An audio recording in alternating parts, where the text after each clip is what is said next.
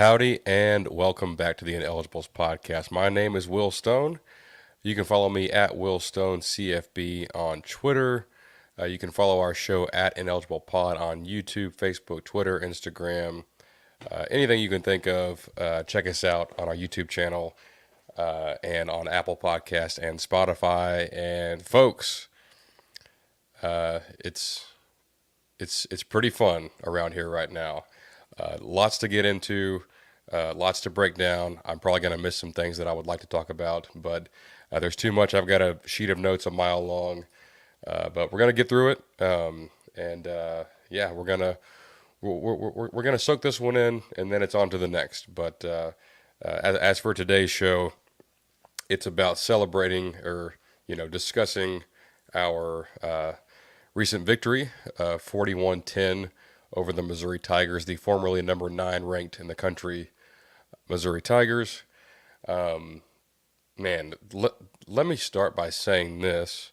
I have felt like a crazy person for the past 5 weeks since the Notre Dame game. Since we've signed Connor Weigman, since he committed to Texas A&M, I have always been a big fan. Felt like we have seen enough of the flashes and even some complete games from him to know, hey, this kid is the real deal.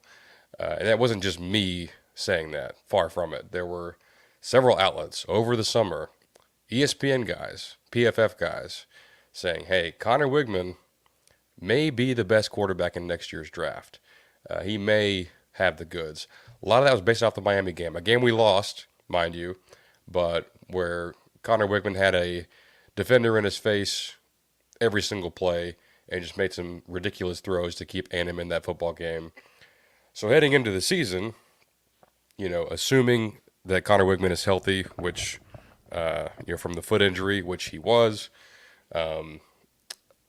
playing behind a better offensive line, playing in a better offense, just everything kind of around him being improved. I'm like, man, this guy's about to cook and just prove all the haters and losers, of which there are many, wrong.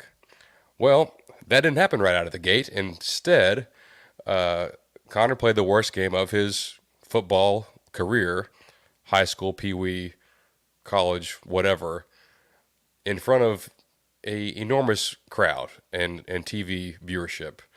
And then people are asking me like, hey, have you lost your mind? You said this guy was, one of the best quarterbacks in the country and was this, that, and the other. And that was, a horrible game. And then, which it was. It absolutely was. I'm not saying that it wasn't. The way he played that day was not a good enough level or even good in the slightest. He followed that up against a very very subpar opponent in McNeese with a resounding success.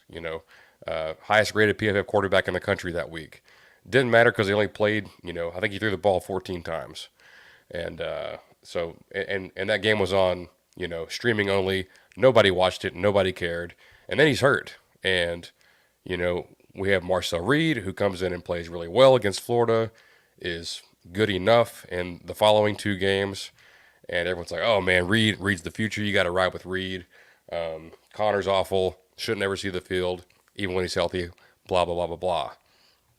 Let me tell you, when when I am at Kyle Field on Saturday and I'm watching Connor put up a QBR of 93.7, when I'm watching Connor have an adjusted accuracy rate of 90%, and a average completion of 12.5 yards, and just dropping dimes all over the field for, I would say 4 quarters, but he didn't need to throw the ball in the fourth quarter. In fact, I think he only saw maybe 1 or 2 drives in the fourth quarter because we were beating Missouri so badly. When I tell you, I've never felt more vindicated in my life watching that performance. And I'm like, hey, this is what I was talking about when I was heaping praise on Connor Weigman and his abilities. That's what I was talking about. That's what we had seen glimpses of, and we knew it was there. And now on a decently large stage, 11 a.m. on ABC. Joe Tessitore on the call. No other games on of note at that time against a top 10 opponent, and he just shredded them and was dialed in from the jump and was incredibly accurate and just very very good on the day. List of people who are the most vindicated people in the world. Number one, the 30 to 50 feral hogs guy on Twitter from a couple years ago. He's number one. Number two is all the Connor Weigman fans, including myself. And it's not just I pick. I don't like having a guy when it comes to A&M's quarterback competitions, which this wasn't. Like Elko and them got here, they're like, hey, we like Connor a lot. We don't even want to bring over Riley Leonard from Duke with us because we have a lot of belief. We're big fans of Connor Weigman. And there's so many other people that have way more football know-how and intelligence than I do, who thought very highly of Connor. Those people are vindicated. I'm vindicated. This show's vindicated. I'm very, very happy for him, for his own sake, for this team. I think Elko said it best. If you haven't listened to his press conference after the game, I encourage you to do so because some people, probably not you guys have your heads on straight, need to take some bleeping responsibility, in Elko's words. So, and that wasn't even on the football stuff. That's on the other stuff that you guys talked about. So let's get into it. Let's talk about just this game and because I don't want to overstate it, but there's some things around the way that A&M won that are important to point out and discuss. So I'm a big advanced stats guy. I think I don't like looking at box scores and looking at the final scores. There's so much more context that you can add, via the advanced numbers that look, at every single play that's not in garbage time against every single opponent and, kind of calculate things from there. I told my brother walking out of the game, I was like, man, I've walked out of this stadium several times, and most of them I didn't feel good about what just happened. Some games even games that we won at home, Miami in 2022, Auburn in 2021. Yeah, we won, but it was it wasn't it was ugly most of the time. Or we lost Notre Dame this year. I remember walking out of that game, walking back to the car with a crowd full of people and be like, man, this feeling is too familiar. And I hate that that's the case, but it is. I've never felt that good leaving a game before, an A&M game. And it was the opponent, it was the way they played. From start to finish, just total domination of what I think is a good team, probably. Definitely not a great team. Definitely not the team that they were last year, but a good team, no doubt, who's probably going to go on and win a bunch of football games. But this game there were no turnovers on either side. We weren't having pick sixes and blocked field goals, return, it wasn't lucky. You can talk about some of the officiating things, which is very, very debatable. In fact, I think the luckiest one was the illegal man downfield on the long touchdown pass they had. The PI that they waved off, I think they got that right. I honestly do. But you give them, you take that, you give them the other one. They certainly held Shamar Stewart on the touchdown that did count, but hey, that's a wash, And if Missouri fans want to blame the referees on why they lost, well, they had one of the worst success rate margins of any game this past weekend, and just got beat to a pulp for 4 quarters. So if your team's if that's the case, and your team is gonna quit playing because of a penalty that they don't agree with, then your team's probably not very good to begin with. But anyway, last thing on on stats here. there's a stat that I really tend to I'll look at it for every one of our games and our opponents' games, and it's PPA per play or EPA per play. There's it's called both. It's the same thing. It's just called both two different things by different groups of people. But basically, it's expected or predicted points added per play, and our a really really good number is somewhere in the point thirties. A&M's offense last year was like a .25 on the season, which was probably slightly above average, I would say. Those elite Bama offenses from 2017 and 18 when they had Tua and Mac Jones and Jerry Jeudy and Jalen Waddle and Devontae Smith, they were typically in like the .49, .50 range, which is extremely rare. Like I think maybe LSU last year was in that same range, but there's very few teams that reach that level. A&M's performance on Saturday was a .56, which is elite by any standard against any team. We typically have those games against Ball State or Prairie View or Sam Houston, which that's great. But having that sort of performance against a team like Missouri, that's very impressive. And a lot of folks will try to dunk on, and probably not like they're probably not they're probably there's definitely some they're being facetious and they're not being dead serious, but the advanced stats were not going to love us after our first 5 games. It was very hit or miss. I think we were kind of fortunate to beat Arkansas with they had a big play, we had a big long touchdown. They had the turnover battle was 3-0 in our favor. Had a short field that set us up for a quick touchdown. So now, obviously, if we played them next week or 2 weeks from now, I would be like, okay, yeah, with Weigman back and everything else, going the way it is, we would beat them by 2 scores. But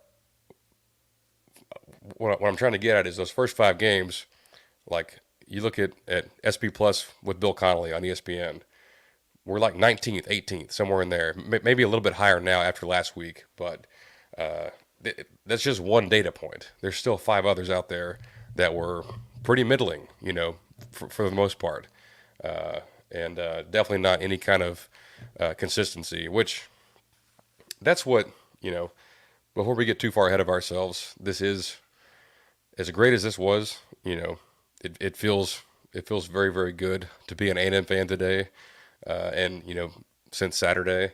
But let's I talked last week about the roller coaster. We were low, then we were high, against Florida, and then low, and then now we're sky high, higher than we've ever been. Coming off this win. Just please remain off the roller coaster and just kind of relax out here in reality and say, hey, that was very encouraging. That was great.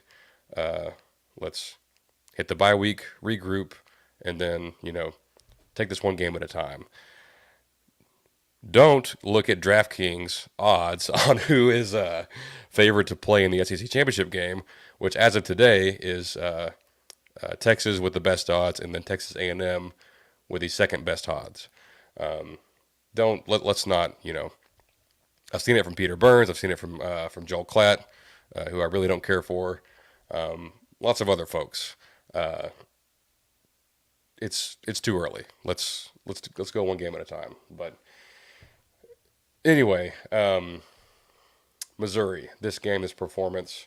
I posted earlier on Twitter that from an EPA per play perspective, the difference between ours and theirs, that's the 5th highest margin since '01 for A&M against a Power 5 opponent. There were a couple of South Carolina games in there, the NC State Bowl game, which was really impressive, and then like a Baylor game from 2003. Most of those were due to very good defensive showings, like the one against South Carolina. where they had a grad assistant playing quarterback, and didn't score any points until we were up by 40. Like that was up there, But this, was one of the best offensive showings that we've had against a Power Five opponent in a very long time. Let's see. Ghost, what's up, buddy? Ghost is in the chat. The chat's popping off. Kyle is talking about some BS about being here too early and the stream not starting. Look, man, I got to get my notes ready. This is a big deal. I don't want to screw something up and not give you guys the best content that I can. So, anyways, the game wasn't fluky. That's what I'm trying to get at. It was. I think it's a sustainable way of playing football. It's a sustainable result. We can look at this and be like, hey, that was a legitimate ass kicking of a pretty good team with supposedly a pretty good coaching staff. Although I think they got circles coached around them by the A&M staff on Saturday. Sorry.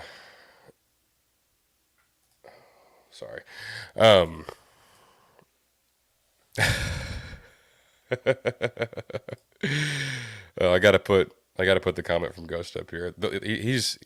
He's one of the few good. He may be the only good Longhorn out there, but he's good, folks. He's been on here before on our show.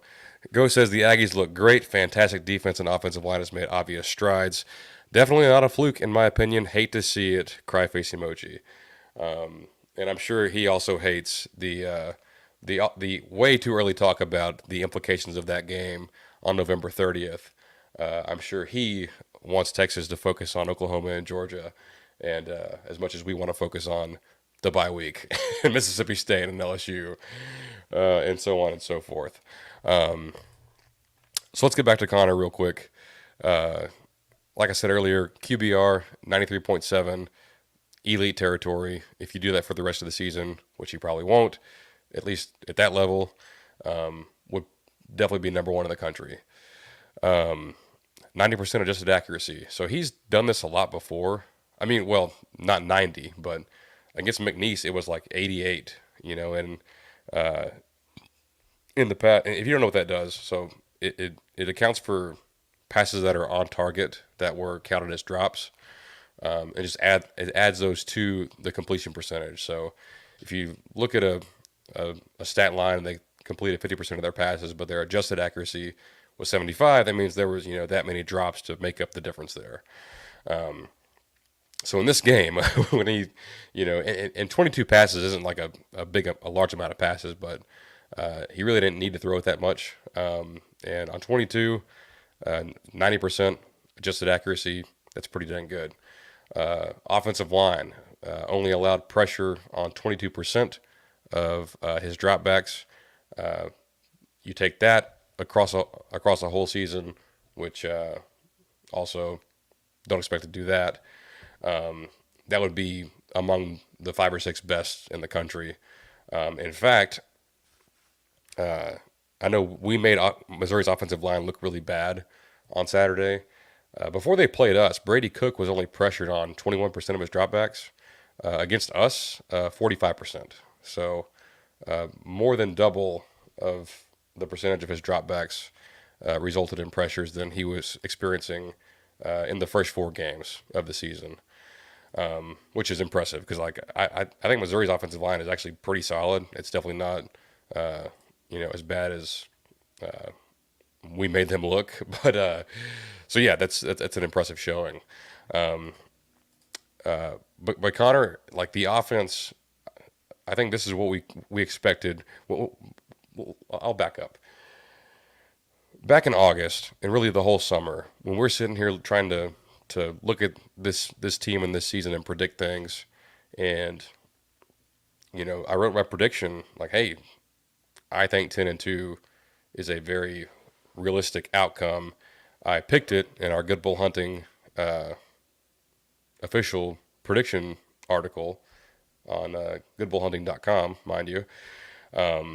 This is what we thought, like what we saw Saturday is a microcosm of my entire thoughts on August. Like if you listen to all our episodes from back then, that's the offense I thought we'd see. It's the defense I thought we'd see.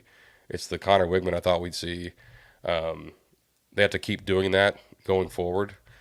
But the as far as the offense goes, well, the offensive line has been miles better than I could have even ever expected.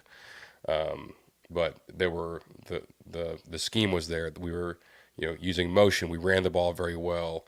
We hit the open receivers. We schemed guys open. We they lined up Terry Bussey in the backfield and hit him on a little wheel route. And yeah, it was very creative. And Aggie fans are gun shy with this word, but we executed. The plays have been there the last few weeks on offense, and Colin Klein has taken some unwarranted criticism. The plays were there this week, and we hit them, and we hit them the entire game. There was very very few mistakes on offense.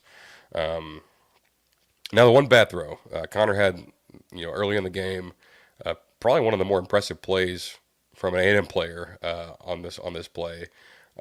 He because he kind of pump faked and then he ended up throwing it anyway, and it was right to a Missouri defender that he must not have seen, or there was something off there, because like it was going to be a surefire interception, and then Terry Bussey, former was practicing at defensive back before being moved to the offense, breaks up the pass, mid play, switches brain from offense to defense, and goes and makes a big play on the ball, and yeah, the whole game is different. If like because of that play, that setup, you turn the ball over. I think it was either 7-0 or 10-0 at that point. The game may look a lot different, but those are the kind of plays that they just kind of made all game. It was just very, very, very sound, smart football, very football savvy type plays, and that was one of them. But aside from that, Connor was on target pretty much every other throw that he made. Obviously 18 to 22, and 90% adjusted accuracy. It's pretty darn good. The offensive line, man. I mean, Coach Adam Cushing on the offensive line. I think we cannot say his name enough and give him enough credit for the job that him and those guys are doing. And this is with sometimes playing their eighth guy in there. You lost your starting center for the season in the very first game. His backup comes in, or actually they kind of go back and forth, and then one gets hurt and the other starts playing. He's playing well, then he gets hurt. And they bring Coley back in, and then Reed Adams at right guard gets rolled up on. Cam Dewberry's got to come in, and he comes back in. They're doing it in multiple different ways, and it's just a huge testament to the coaching from Coach Cushing, and the work ethic of those players, to not have any drop off throughout all the moving parts, and they're still rotating at right tackle. Fathery and Crownover are splitting the reps about 50-50, and they're both playing at a high level. So from what we have had to witness since 2020, when they were a finalist for the Joe Moore Award, this is like it's jarring how much better they are, and the scheme goes along with that, but the coaching, the maturity of these players, and Trey Zoom is playing at just an exceptionally high level. I think he's playing himself into some serious NFL draft talk, and like in the first few rounds. I think Elko has named him the team's O-lineman of the week, and after every single game this season. And except that there may have been one in there where he didn't, but it feels like every press conference he's like, yeah, the O-line of the week was Trey Zoom. So he's a team captain, and he's playing extremely well. But Chase Basantis, Coley, Reed Adams, Dewberry, Crownover, Fathery, they're all playing like they're playing offensive line the way you're supposed to play it. Like they're very physical. They have an aggressive kind of nasty mentality and disposition, and they don't take plays off. Now, what I will say, and this is kind of to a bigger point of, as great as this game was not perfect by any means. We still made mistakes. We still had miscues. We still committed penalties. I think we had 3 or 4 holds on offense. A couple of false starts, things like that.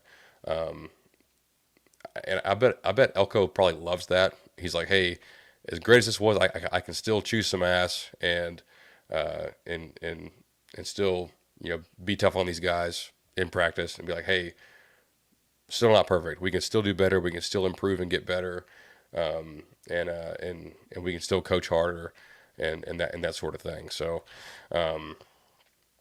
but like all in all, offensive line, great job. Ran for, I don't even have the numbers in front of me for what they ran for. I know Moss had about 180. He had over over 12 yards a carry, or like 10, 11 yards a carry, something like that. So it's something crazy. And like really the way him and Amari Daniels both are playing, and like Amari had a really good run on a third down called back for a hold. That was super impressive. The first touchdown, the play before the first touchdown on 3rd and 6. First of all, great play call to run it right there, with light numbers in the box, and a great run by Amari to cut back across. He looks like a different guy from last year. And then Moss, I mean, didn't get any SEC awards, any weekly accolades this week, but man, he has turned into just not just a incredible, physical runner, but his patience, his vision, heck, the breakaway speed to go 75 yards. He had it all on display the other day, catching the ball a couple times. He's playing. I think he leads the SEC in rushing right now with over 600 yards on the year. Just playing at an incredible level. Love that for that kid. He's one of the good ones, and he's a big part of this team and why they're winning. Receivers. Hey, I'll own up to it myself on this one. I have dumped a lot of dirt on this receiving core. It was my biggest question mark coming into the season, and not everything is solved. Not everything is great and dandy, but from where they were in that first game, where nothing looked good and we couldn't get on the same page and run the right routes and line up properly and not commit penalties, and not catch the ball. Yeah, they played at like easily their best game of the season so far, and all of them. I'm watching the game. Second, probably first quarter after Noah had the long catch and run where he was spinning left and right. My brother asked me, he's like, "Who's y'all's number one receiver?" And I was like, "Well, we really don't have one. Like Noah is kind of the go-to guy when things get tough. They might look for Noah, 'cause he's such a big target. But we had 10 different guys catch a pass, the most being 3. Yeah, that's it's a good thing in this instance. I mean, every single one of those guys made plays at one point or another. Of course, Noah, great game. Great catch on the back shoulder. That's a great pass from Connor, and a great decision. Just it's when you do it that way, the defense can't defend that. Like especially when you throw it that well, and when you have a 6'6" receiver that can catch it like that. Yeah, that was a thing of beauty. And obviously, he's got some ways to go to be Mike Evans, who is one of the best receivers in the last decade in the NFL. But that catch and run, that reminded me of some Evans stuff against Alabama and Auburn, his 2013 season. So we definitely need more of that. But and shoot, he probably would have caught the one where the guy had a hold of his arm, on the very first drive. But then Ja'Day Walker, going up, making a big grab on a third down. Terry Bussey, 3 catches, one off of out of the backfield. They went for a big gain. He's kind of built like a running back. He's a pretty stout kid. And then had the one kind of down there in the goal line, and then he also had a back shoulder. And Connor like he was super accurate, and he was accurate, but these receivers played to their ability and made plays and made great catches. I think if there's a criticism, it's the screen game with the receivers and the running backs is still a work in progress. They had one that they tried on a third down, I think on the second drive where they kicked the field goal. And of course, fans are yelling like, "What are you doing?" And it's an obvious screen, and like that's his only read. It's either throw the screen or throw it away, and like he just kind of got caught up in the muck with the offensive line, and Connor couldn't. There's no way to get the ball to him, so he threw it away. A couple of the plays to Jabri Barber, who had some nice ones as well, but some of the behind the line stuff still not quite probably the way they want it to be. So that's certainly a thing they can improve on. There's no doubt about it.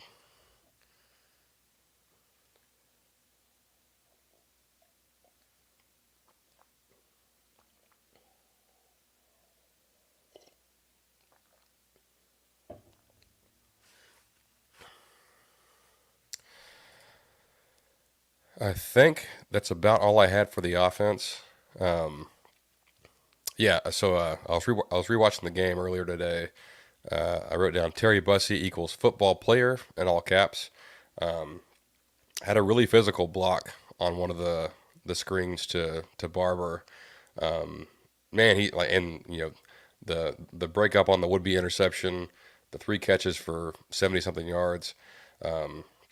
He's really coming along, and they're finding really creative ways to use him on offense, and it's exciting to watch.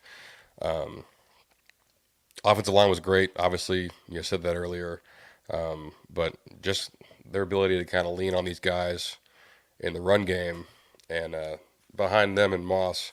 In August, I thought with Colin Klein's style and a back like Moss, and even the O line, I'm like, man, these guys are pretty big and physical guys. Maybe they won't be the best pass blockers, but they should be able to run block a little bit. We thought the running game could be a strength. Well, it most certainly is, and you can see when the threat of pass is there with Connor healthy and being accurate with the football in the passing game. The run game is the upside is extremely high. With I think Moss and Colin Klein in this offensive line is just a match made in heaven. It's gonna be tough for opposing defenses to really like how to choose how they want to defend us and because for a few weeks it was hey you know 9-10 guys basically in the box up on the line of scrimmage and we'll dare you to throw it over our heads because we know you can't do it. Well, now we got a quarterback that can. He can do it pretty consistently and with deadly accuracy. So, you know, I think that the biggest thing for me, I don't know about AC joint injuries. I have no knowledge of those or what the recovery is. What I do know is Elko in his press conference earlier today was like, "Hey, we felt that on Thursday he was 100%, and in warm-ups he had the zip that we thought he should have, and so we played him, and that looked like to me, an amateur, it looked like Connor at 100%. I like having the bye week. From what I've read a little bit, I think the longer you give that thing to heal and not re-aggravate it, the harder or like the more, you know, resilient it gets and less likely to re-injure it. So that's big. Also, before I forget this, I think people have a view of Connor that he can't move, or that he's some sort of statue. Yeah, he doesn't run a 4.4. He doesn't have the running skill set that Marcel Reed has, or maybe even that some other like a Trevor Knight might have had. But the kid knows when to tuck it and run, and I think he picked up two or three big third downs from just being like, hey, they left a huge gap in the middle of the field. I can just take this first down that they're going to hand to me, and he did that, and maybe we'd like to see him slide a little bit and not not give them a chance to hit that throwing shoulder, but yeah, I mean, that's honestly a big part of his game, and maybe not on the design runs. I don't think we had any design runs for him in this game, but it used to frustrate me so much under Jimbo because I think he was coaching them not to do this. Like when, especially on a third down when there's nothing but green grass in front of you, just take off. It's such a simple thing, and it seems like A&M quarterbacks just would not do it for the longest time. Well, it seems like Connor does. He certainly did on Saturday, and that was a big part of why we were able to, keep moving the chains. But this quarterback needs to play as much as he can. He made his 10th start, or I guess his 11th start on Saturday. You know, has not started, you know, more than 4 games in a row. I don't think at any point over the last 3 seasons. So he needs to be in practice and on the field with this offensive line, with these receivers and running backs, and the whole offense just needs to keep growing and maturing and just getting better. Period. They have a very good chance of doing that in the next few weeks because obviously they're off this week. They'll get some rest, get back to practice and get some more reps. But after that, they go and play the worst team in the SEC by a wide margin.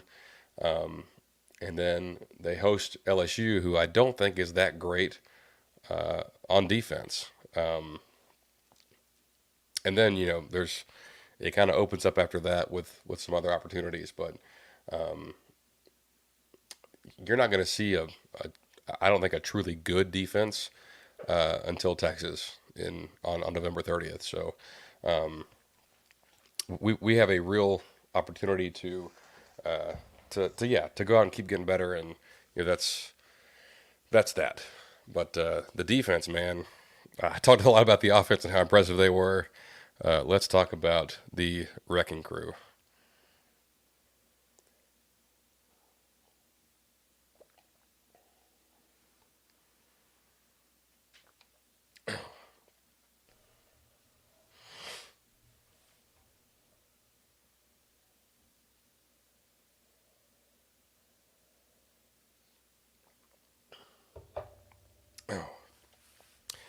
Appreciate you as always bearing with me. Talking for an hour straight is not something I do on a regular basis. So, yeah, definitely need some water breaks dispersed throughout the episode. So, appreciate your patience.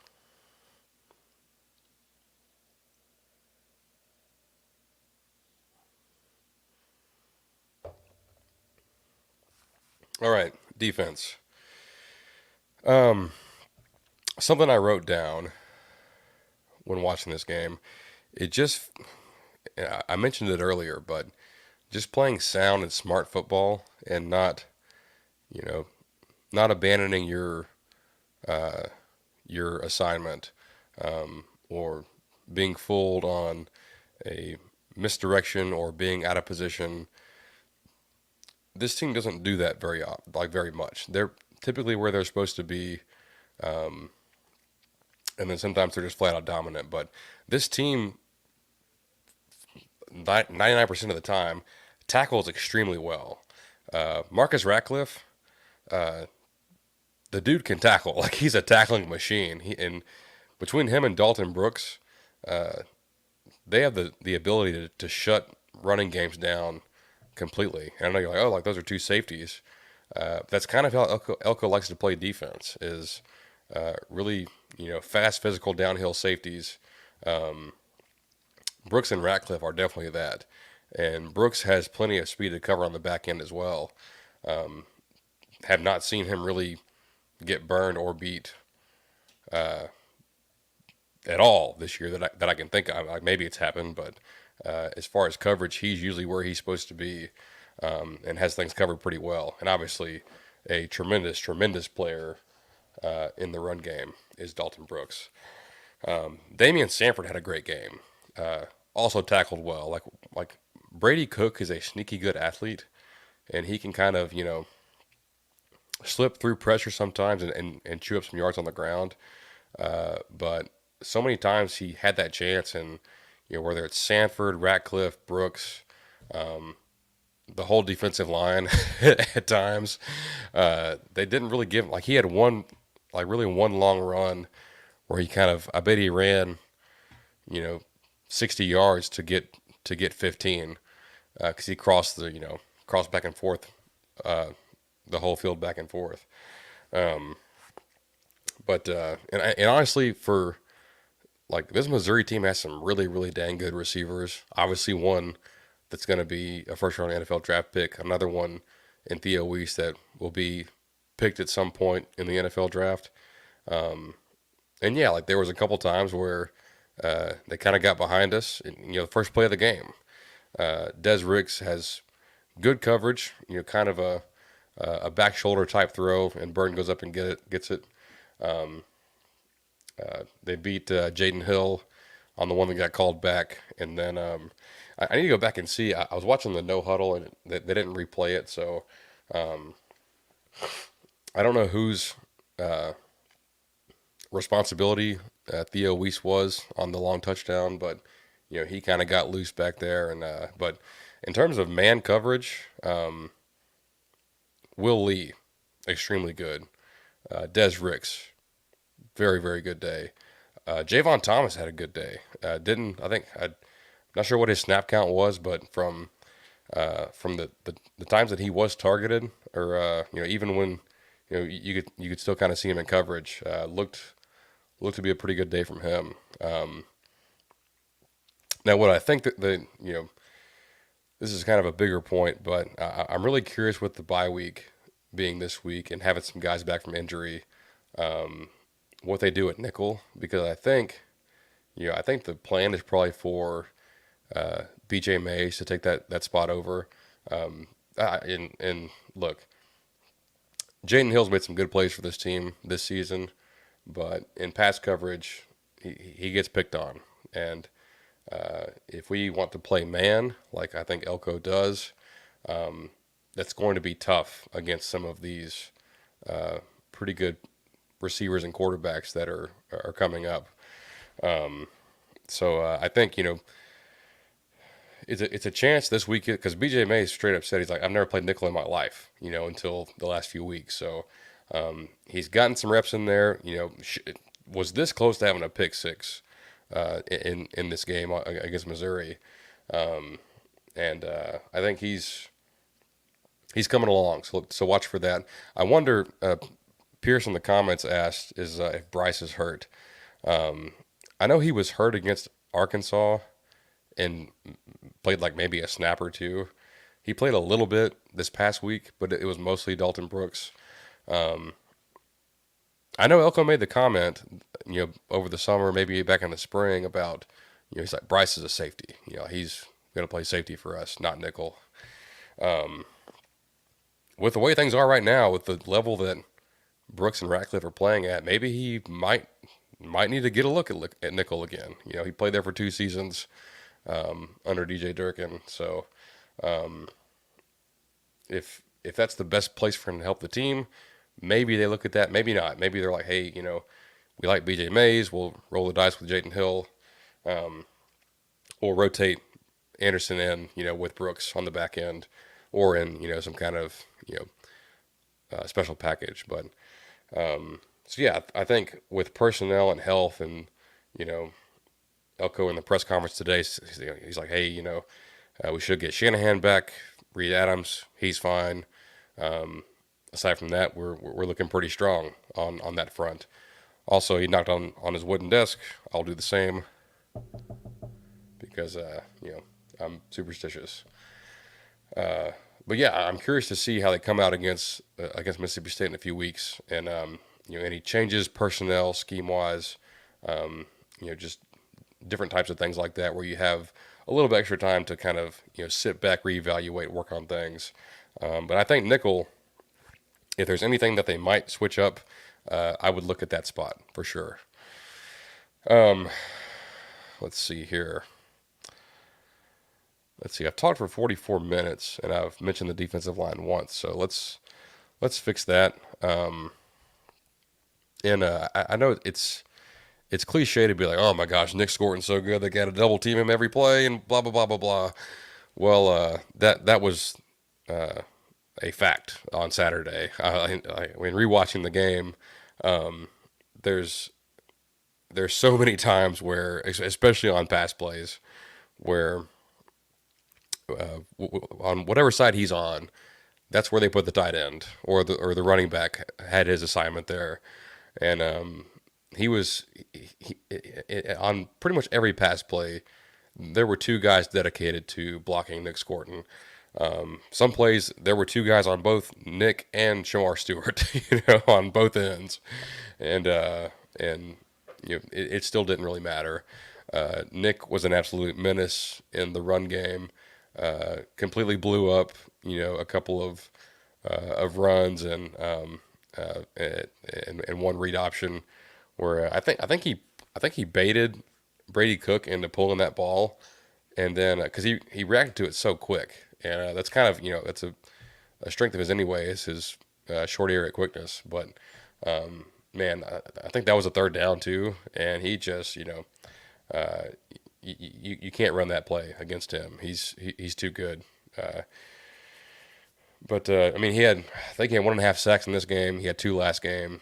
Handful of you know of tackles for loss, and just you know being a menace and making the other team account for you every single play.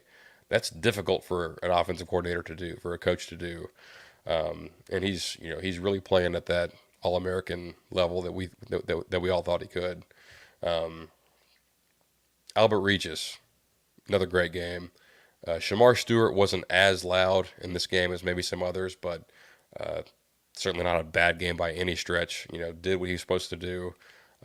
Was blatantly held on the long touchdown, or else he probably gets to Brady Cook and sacks him.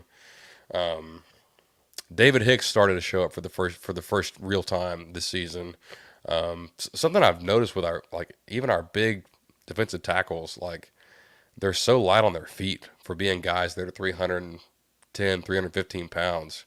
I mean, that includes Regis, Hicks, obviously Shamar Turner. How about Rodas Johnson?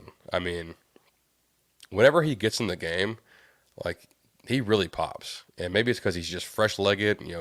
He's a veteran that's getting in there against a tired offensive line. But he had a big sack in the first half of this game, and where he just blew right by their left guard, and made some noise in the run game as well. Cassius Howell, Rylan Kennedy. There's 8, 9, 10 guys on the defensive line that all get in there and play, and they're all playing at a pretty nice level right now. So, and that's a good offensive line. I do want to stress that this was not Arkansas's offensive line from last season, or Auburn's from a year ago, or some of the other poor offensive lines that we played against. This is a good offensive line. It's not great or elite, but it's pretty dang good, and we just completely controlled them, the entire game. Big test going forward. The two toughest teams you play have the two best O lines that you'll see all year, two of the best in the country in LSU and Texas. So those matchups are going to be very, very important, very pivotal, for in those games.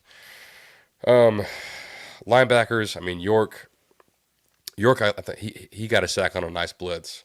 And credit to Jay Bateman. And I know Elko gave him some credit in the press conference today. He's like, "This is Jay. He's calling the defense. He deserves the credit when things go well." And yeah, the pressures, the stunts, the blitzes, the coverages, like all of that stuff. I mean, I thought they had Missouri and Brady Cook and Eli Drinkwitz. They had them in hell on Saturday. They did not know which way was up or what to do with this Aggie defense. And I said the score was 41-10. For all intents and purposes, it was 41-7. I mean, to kick a field goal at the end on a goal line stand when you're down by 30, or down by 34. That's that's chicken shit. I mean, come on, man. Like if you're gonna go out, you got to go out guns blazing. You got to go out trying to get in the end zone and not kick a freaking field goal. Like that's sorry and loser mentality. But yeah, I mean, there's so much that we could say about this game, but really at every spot they showed up and played like some of the best football, certainly that they have all year and that they're capable of playing. And it's a great win to build on and continue to improve and maybe set up some big things for later in the year. Something I wrote down that I certainly wanted to get across was this you know this game was big for proof of concept for to get these players to believe in what and what Elko has preached since he got here, and to go out and play that way and do it the way that the coaches wanted, and to have that result, that's got to be a huge confidence boost for everyone involved. And for this program at a deeper level, it had a lot of loser in it, and I don't mean the players specifically had loser in them, but the program just did. This program is not one that knows how to win football games on a consistent basis, and I think they're changing that. This team could very easily be 3-3 right now, even if they had gone out and played that same way this past Saturday.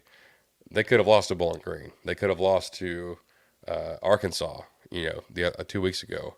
And if those versions of the A&M team played on Saturday, they could have lost to Missouri, but they didn't. They played their best football of the year, and they hope they could build on that. But the confidence boost, the winning mentality, it's got to come at some point, and I think this win goes a long way towards building that. So, but yeah, I mean, that's pretty much all my notes. But just all in all, from every facet of the game. Also, Tyler White, if you haven't seen it, which you probably have, the best punt ever. I mean, I don't know, and I saw someone say this on Twitter, and I certainly agree. I wish it had been a bigger moment in the game than at the end of the half with 6 seconds left, but which I guess kept them from really trying a deep shot or anything like that. But for it to bounce, like it bounced at like the 1 yard line, like on the hash, and then just kind of rolled and bounced again, and then rolled out at like the inch line, like inches away from Missouri's own goal line, and it was just a thing of beauty. It was named for the second week in a row the SEC Special Teams Player of the Week. So tip of the cap to Tyler White.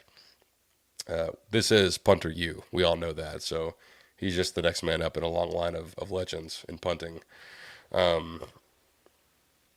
Wednesday, we will have Robert Behrens on the show we're at the halfway mark, at least for the regular season. Bye week, obviously, no opponent this week. We'll pick it back up with Mississippi State next week and break those things down. But we'll have Robert on to check in, get his thoughts on how things have gone so far. We're sitting at 5-1, 15 in the AP poll. As we sit here today, I'll take it absolutely. Real quick on the next two opponents coming up after the bye week: Mississippi State in Starkville, LSU at Kyle Field. We've said all offseason that the schedule is very favorable for A&M, not just in who we play, but also when we play them, and from their perspectives as well, with the exception of, honestly, of Missouri, because they had the bye week before our game. We had to play Arkansas in a, obviously, as it always is, hard fought and, stressful game up there in Jerry World. Missouri got a break and got to 2 weeks of practice against our stuff. So, but the next two games are not like that at all. A&M now gets a bye week, and Mississippi State, who is already the worst team in the conference by a country mile, has to play at Georgia this week, where they will likely get ground into a pulp, and then they have to come home and play against the Fighting Texas Aggies at 3:15 on SEC Network next week. You like where that game falls for you, after a bye, trying to get back up in the swing of things. Mississippi State is 1-4, 1-4, and has to play Georgia this week in Athens, and then play us next week. In addition to that, the LSU Tigers, who are, I believe, 4-1 as well, they have to they play Ole Miss this week, who is, yeah, Kentucky beat them, but Ole Miss is still pretty dang good. They dominated South Carolina this past weekend. LSU will play them in LSU in Baton Rouge. But then after playing Ole Miss, who is a very good team, they have to go to Fayetteville and play the red hot Arkansas Razorbacks, who just knocked off number 4 Tennessee. And Arkansas's defense ain't bad, ain't half bad. But I mean, I'm really intrigued to see how LSU does in those two games. Like, just to see, like they lost to USC to start the year. They should have lost to the other USC in week 3, South Carolina. So I don't know. I'll definitely break it all down here. I'll have film reviews, stuff like that on goodballhunting.com. But really intrigued by LSU these next 2 weeks. After that, yeah, it's South Carolina, it's New Mexico, it's Texas. Yeah, there's I'm missing Auburn there and there. So yeah, yeah, I'm an excited. I'm in a very good mood right now. If you can't tell, things are going well. Things went well, at least. I mean, I guess they are going well. We had a commit today in the 26 class. Might flip a recruit from Missouri in the coming weeks. We'll see about that. But yeah, man, life's good. Enjoy these moments while you can, because after this past weekend, you never know what can happen in this crazy sport. Shout out to Alabama and Vanderbilt. This is also a very big weekend for college football in terms of the other big games. It's Red River, it's Ole Miss LSU, it's Ohio State at Oregon. There's plenty of others that I'm missing out on. You get to watch Boise State beat the crap out of another team. It's great. So Wednesday, it won't be this late in the evening. It'll be at a regular time, probably 8 o'clock or so. But yeah, we'll tune in for that. As always, appreciate your support. Don't get ahead of yourselves. Don't ride the roller coaster. Just sit back with the rest of us and enjoy the highs and just bear through the lows. So yeah, thanks again. We'll talk to you guys on Wednesday.